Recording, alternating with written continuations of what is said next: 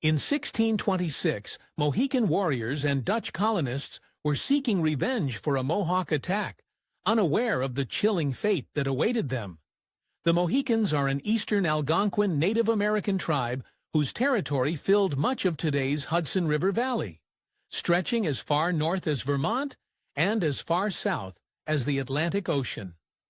One of the great river tribes who encountered the Europeans in the northeastern United States, the Mohicans were one half of one of the fiercest conflicts among Native American tribes. The Hudson River is strongly affected by tidal forces, meaning that unlike most rivers, its waters actually flow in both directions. The Mohicans named themselves after what they experienced. Mahikanu means the people of the waters that are never still. The Mohicans were distinct from many related tribes living in the Hudson Valley.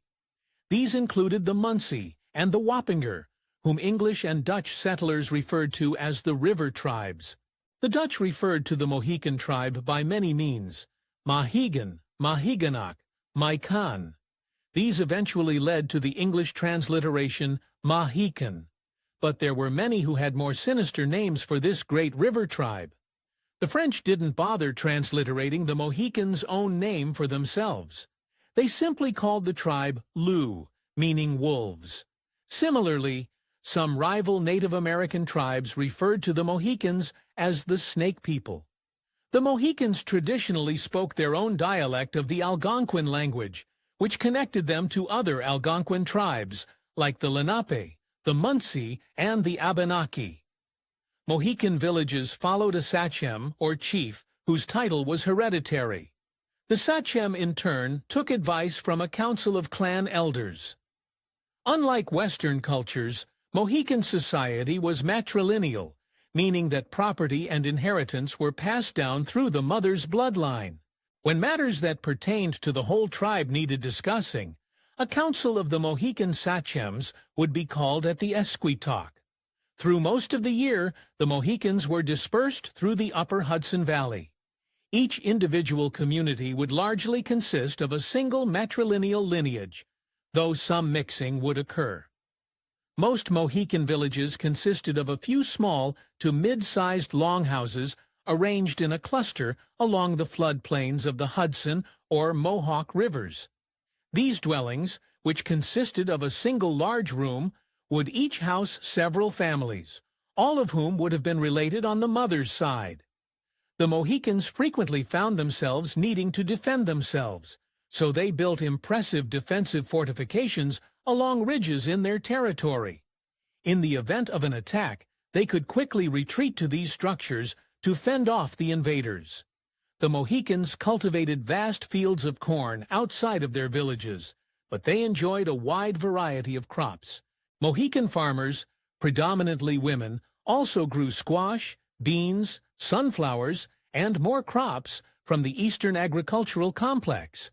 Though they harvested a wide variety of domesticated foods, the Mohicans still supplemented their diets with a variety of foods foraged off the land they lived on. These included nuts, fruits, berries, and roots. Mohican men traditionally provided meat, both through hunting and fishing.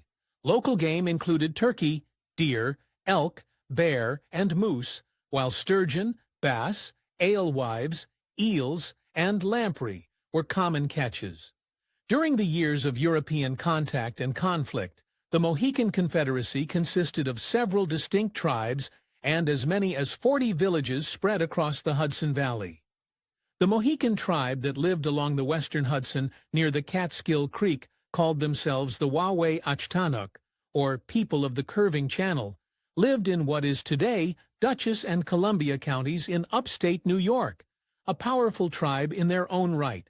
They spread across several villages and had their own capital.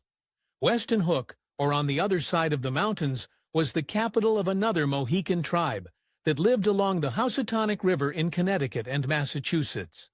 Early European sources wrote that the matrilineal Mohican society was also divided into 4 clans, dubbed the Bear, the Turkey, the Turtle, and the Wolf. Being a member of a given clan determined what role you played in the tribe. Members of different clans filled different roles in Mohican society. For instance, the Wolf clan served as warriors, which was something the Mohicans definitely needed, because the Mohicans faced constant threat from one of the most terrifying tribes in the Hudson Valley along their northern border. The Hudson River has long been a confluence of different cultures, though the Mohicans and many of the tribes in the region were Algonquin, the Mohawk, whose territory stretched from Lake Ontario across New York, represented the easternmost members of the Iroquois Confederacy. This meant violence between the tribes was frequent. Early Jesuit missionaries who interacted with both the Mohican and Mohawk heard stories of a war between the two rival tribes in the years leading up to European colonization, and it was only going to get worse once the newcomers got involved. Henry Hudson first encountered the Mohicans in 1609. He was immediately attracted to the furs their hunters gathered. He traded for furs, which then caused such a stir back in Europe that soon the Hudson Valley was flooded with Dutch merchants looking to get in on the action. The Mohicans had, unfortunately, made a deal with the devil. Dutch merchants were desperate for Native American furs, and the many tribes in the region were more than happy to trade their furs for things like metal goods that only the Europeans could provide. Soon the Mohicans were in frequent contact with Dutch fur traders, and it came at a terrible cost. The Europeans brought new diseases that the Mohicans and the other tribes had no resistance to whatsoever. Epidemics began to decimate their numbers, but that was only one way that the fur trade harmed the Mohicans in the long run. The Mohawks were a problem for the Mohicans before, but the fur trade was going to make it so much worse. The metal goods provided by the Europeans were a complete cultural shift for all the tribes in the Hudson Valley. For the Mohicans and the Mohawk, this led to fierce and often violent competition. It got so bad, even the Dutch tried to step in. By 1614, the Dutch were ready to set up a permanent trading post on Castle Island, not far from the Mohican capital. But before they could do that, they knew they had to do something about the fighting between the Mohawks and the Mohicans. The Europeans brokered a truce and founded Fort Nassau, but it wouldn't last long. The delicate truce between the Mohicans and the Mohawks only lasted a couple of years before the chaos broke out once more. The Dutch were already struggling to do good business when in 1617 flooding badly damaged Fort Nassau. Enough was enough. The Dutch abandoned Fort Nassau entirely, but they weren't giving up on this exciting new venture. They'd be back eventually, but the rivalry between the Mohicans and the Mohawks was going to get a lot worse before it got any better. The Dutch didn't manage to build a successful colony in the region until 1624, when 18 Dutch families founded Fort Orange on the mainland overlooking Castle Island. Of course, their arrival would spell the Mohicans' eventual doom, but in the moment it provided an opportunity and they took it. The Mohicans soon began inviting Algonquin tribes from further north down to their territory to trade with the Dutch at Fort Orange. Their proximity to the Europeans and their goods meant that the Mohicans' cultural status grew. They began to exert influence on other tribes in the region, and the Mohawk did not like that one bit. The Mohawks saw the increased influence of the Mohicans as a threat, and they didn't want to wait around to see what happens next. They struck first, attacking Mohican territory and pushing them onto their heels. But the Mohicans knew how to fight back. The Mohawk had been encroaching further and further east for years, and after the latest attacks, the Mohicans decided to put a stop to it. They attacked and razed the easternmost Mohawk fortification, but their problems were far from over. After the Mohican counterattack, the Mohawk resettled on lands south of the Mohawk River within a spinning distance of Fort Orange. What started as a mere Dutch trading post was suddenly becoming a war zone. The fighting between the Mohawk and the Mohicans was so constant that soon many Dutch settlers began abandoning Fort Orange for the much more peaceful settlement of New Amsterdam near the river's mouth. While some of the Dutch ran away, others decided to get involved. The Mohicans, who had considered the confluence of the two rivers their home for generations, went to the Dutch for help, repelling the encroaching Mohawk. The Dutch commander Daniel van Kriekabijk personally led a contingent of 6 soldiers out of Fort Orange to aid a counterattack. They didn't realize they were all walking into a trap. A Mohican fighting force left Fort Orange along with van Kriekabijk and his men, but everything went so wrong so fast. They were set upon by the Mohawk about a mile outside the fort, and the aftermath was horrific. By the time the slaughter ended, van Kriekabijk, 3 of his men and 24 Mohicans lay dead. But that wasn't enough of a victory for the Mohawks. Before leaving the battlefield, several Mohawk warriors removed body parts from some of the people they had slain. As if that wasn't bad enough, they had an even more gruesome purpose. Those body parts were bound for a Mohawk warrior's stomach. As a show of supremacy and humiliation, members of the Mohawk tribe would ritually eat the flesh of the people they had slain. The conflicts that arose from the introduction of the European fur trade are called the Beaver Wars. Fought between the Iroquois and the Algonquins, the Hurons and the French, they lasted nearly a century, though the Iroquois eventually proved themselves the victors. Throughout the Beaver Wars, the Mohicans kept finding themselves on the losing side against the vicious Mohawk. By 1629, the Mohawk had claimed the territory along the western bank of the Hudson that had long been Mohican land. Faced with constant attack from the Mohawk, most Mohicans began to migrate east, away from their homeland and into western Massachusetts and Connecticut. The Mohawks didn't just want to take the Mohicans' land. They also barred any Algonquin speakers from trading with the Dutch, but the Mohicans found a way to soldier on. A large contingent of Mohicans settled in Stockbridge, Massachusetts, where the Europeans began referring to them as the Stockbridge Indians. A chief of this tribe, Etukem, eventually traveled across the Atlantic to meet Queen Anne of Great Britain, but the voyage must have been humiliating. Etukem was just one of 4 Native American chiefs who met Queen Anne. The other 3 were from, you guessed it, his tribe's mortal enemy, the Mohawk. Even worse, the group was collectively referred to as the 4 Mohawk Kings, erasing Etukem's Mohican heritage from English history books. The Mohicans in Stockbridge began allowing Protestant missionaries to live among them, including world-famous preacher and philosopher Jonathan Edwards. By the 18th century, some Mohicans converted to Christianity, though they integrated many of their own traditions into their new faith. The Stockbridge Mohicans maintained a close relationship with the European settlers, fighting alongside the British in the French and Indian War, then siding with the colonists during the American Revolution.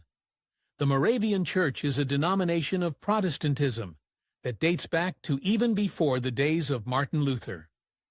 Moravian missionaries established ties with the Stockbridge Mohicans. Sadly, the Mohicans were facing difficult times once again, and they were seeking guidance. The Stockbridge Mohicans had long suffered from disease and conflict. The Moravian missionary Henry Rausch's message reached many of their ranks, and the first Mohican Moravian chapel was built in 1742. The members of the Moravian mission fought for their new Mohican followers as their fellow Europeans continually encroached on Mohican land and exposed them to vices like alcohol. But European influence couldn't be stopped. When the colonists came for the Stockbridge Mohicans' land, the Moravian missionaries advocated for them fiercely, and they paid for it. When the European colonists inevitably took over the Mohicans' land, they also expelled the Moravian missionaries from New York in retaliation. The Moravian Church remains alive today, largely through the many missions it established during the age of colonization. While Joseph Brant and the Iroquois would lose their lands if the American Revolution was successful and thus sided with the British, the Mohicans already had a long-established relationship with set colonists, so they sided with the Patriots. In 1778, the Stockbridge Mohicans lost 40 warriors in a British attack, which was half of their already dwindling numbers, and when the fighting stopped, with America victorious, how were they rewarded? After fighting for the colonists in the Revolution, the Mohicans, like many other tribes in the region, were forced westward. The Stockbridge Mohicans had to settle in central New York among the Oneida people, who had been granted a 300,000-acre reservation for fighting with the Americans. The Mohicans at New Stockbridge tried to maintain and grow their culture, but the growth of the United States forced them to move on once more, and this time it was a much longer trip. In the early 19th century, most Stockbridge Mohicans were resettled in Shawano County, Wisconsin, under the U.S. policy of Indian removal. The Munsee tribe of the Lenape, another Algonquin-speaking group, joined together with the Mohicans in Wisconsin, forming the Stockbridge-Munsee community that persists in Wisconsin to this day. The Mohicans are quite literally the people of the Hudson River, and after nearly 2 centuries in Wisconsin, Mohican leaders have begun filing land claims against New York, and they have seen some success. In 2011, the Stockbridge-Munsee Community Band of the Mohican Indians reclaimed their ownership of 156 acres of land along the Hudson River in Rensselaer County, New York, near the site of their former capital. Part of the land that the Mohicans reclaimed was Popscone Island, an important ceremonial site before a Dutch merchant purchased it in 1637. The Mohicans were immortalized in literature with James Fenimore Cooper's novel, The Last of the Mohicans. Though the novel is centered on the Mohican tribe and is set in the Hudson Valley, it's not exactly the powerful cultural tribute that people might think. James Fenimore Cooper actually based the Native Americans in his novel on the Mohican tribe, a distinct Algonquin group that lived in Connecticut. Any speaker of Mohican would quickly realize that many of the names in the novel, like Ancus, are Mohican, not Mohican. Today, around 30,000 members of the Mohican tribe remain, mostly in Wisconsin. The Mohicans' tumultuous history meant that their unique dialect of Algonquin language went extinct early in the 20th century. However, renewed cultural interest in the 21st century has led to a vibrant reconnecting to the indigenous language. Thanks to revival efforts for the first time in nearly a century, there are Mohican children who are learning their native tongue as their first language. Anthony Kiedis, lead singer of the Red Hot Chili Peppers, has Mohican blood through his grandmother, Molly Vander Veen. The family initially thought Molly was English, French, Irish, and Dutch before discovering her Mohican heritage. This shows the connection between the Mohicans and the Dutch colonists in the early days of the European contact can still be evident today. The story of the Mohicans is one of resilience, adaptation, and the enduring power of cultural identity. From their ancestral home along the Hudson River, they navigated a tumultuous history marked by conflict and profound cultural shifts. The arrival of European settlers brought both opportunities and devastating consequences, reshaping the trajectory of Mohican society. Epidemics, the fur trade, and intertribal warfare, exacerbated by colonial interference, forced the Mohicans to adapt in unprecedented ways. As they continue to honor their heritage and reclaim their place in history, the Mohicans inspire a deeper appreciation for the rich and complex narratives of Native American tribes in shaping the United States. That wraps up this journey. Thanks for watching Splash Travels. Like and subscribe to uncover more of the world's best-kept secrets. And don't forget to dive into even more fascinating facts on our main page, Factinate.